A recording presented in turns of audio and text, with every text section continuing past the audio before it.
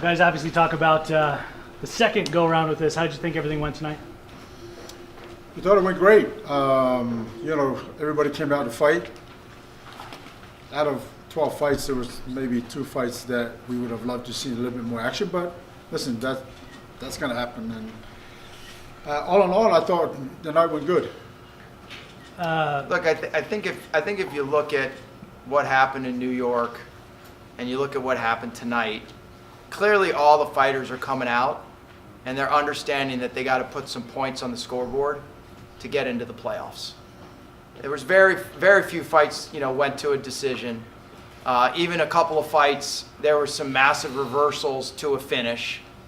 And you see the buzz, and you even see the fighters talking about the points that they're getting, because if you don't get the points, you don't make the playoffs. If you don't make the playoffs, you don't have a chance to win $1 million.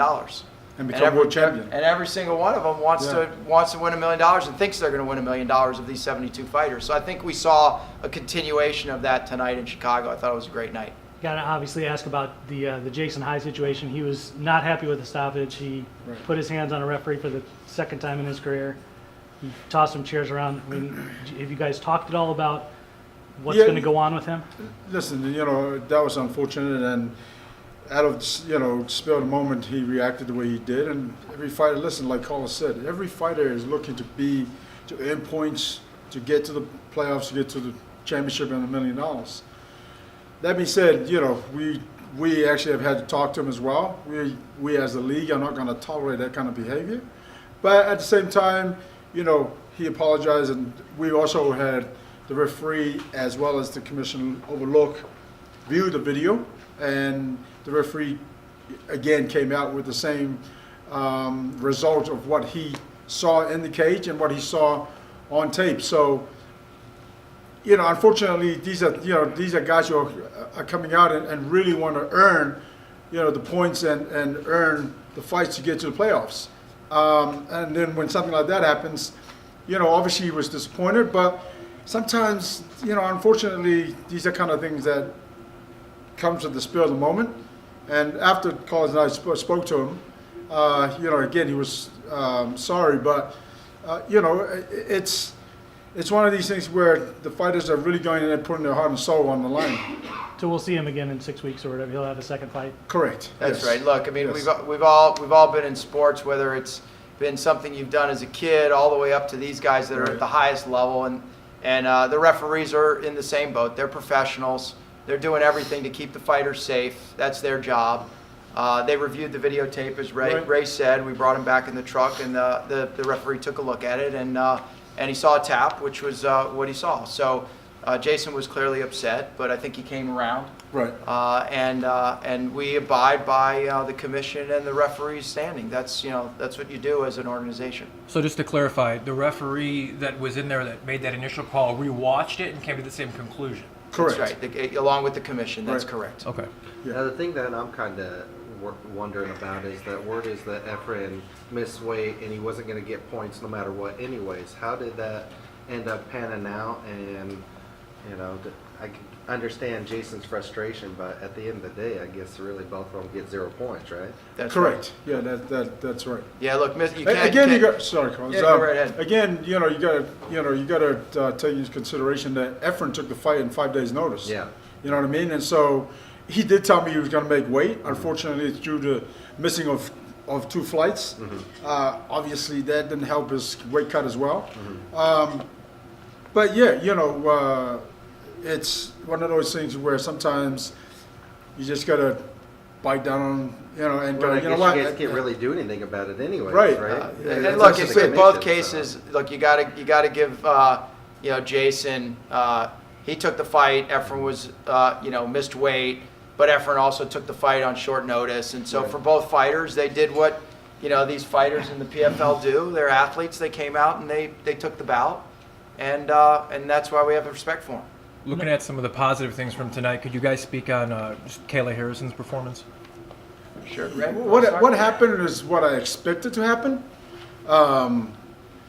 But like she said so herself, she felt the nerves, she felt the pressure of who she is as a 2-time Olympic champion. although that it was her first time in the cage, you know, it's one of those things where, you know, she's comfortable wearing the gi and she's comfortable being a judo practitioner.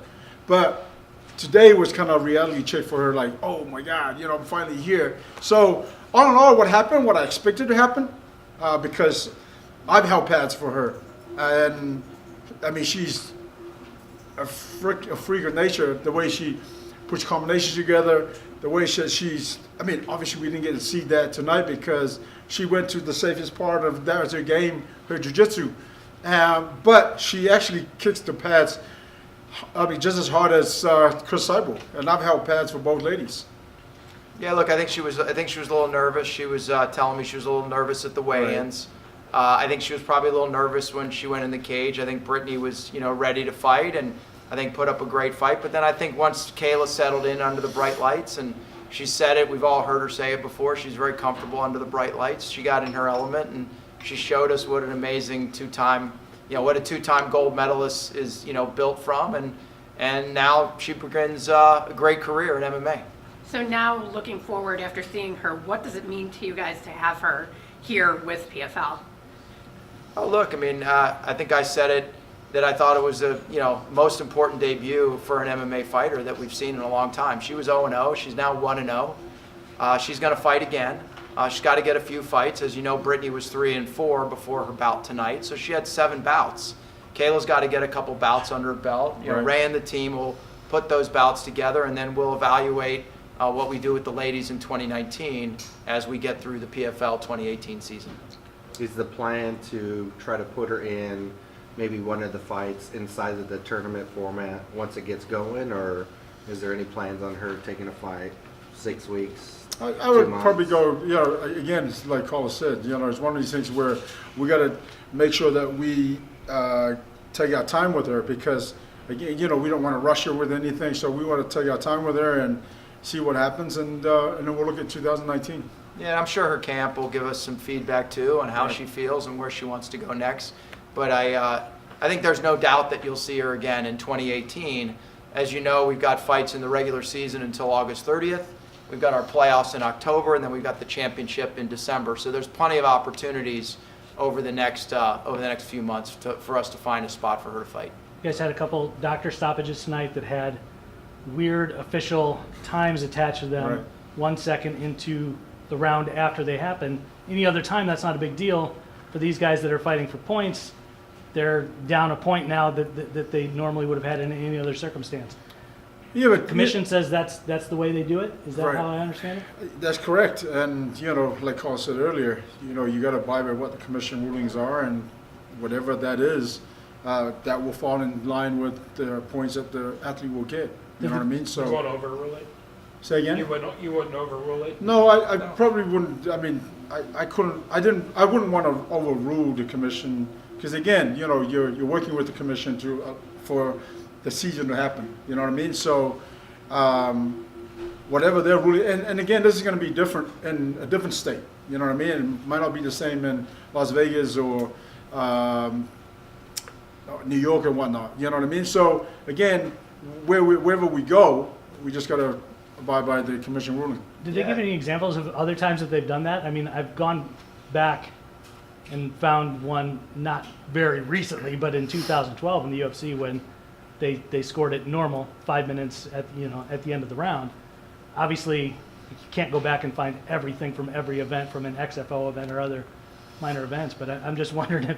But you know, when I look back on it, I mean, like at first I was kind of like, you know, the guy didn't come out for the third. I mean, the fight was stopped after the second round. But really, when you think about it, the guy didn't come off his stool when the third round. Let's say the third round was the round that got stopped. He didn't make the bow, so that's the reason why the ruling is the ruling. But that's not like that in any other commission that I've ever seen. Well, and again, probably yeah. that you've ever seen either. It's always 5 minutes of the round. Right. Okay. Again, you know, you just Yeah, got to go with. Beating a dead horse here, but yeah, I mean, I look, just- we asked because we had the same questions that you guys had. So we do what Ray and I always do. We talk to the commission, we talk to the referees. They came down with their ruling, and the ruling's a ruling. So Right. the points fall where they fall based on those rulings.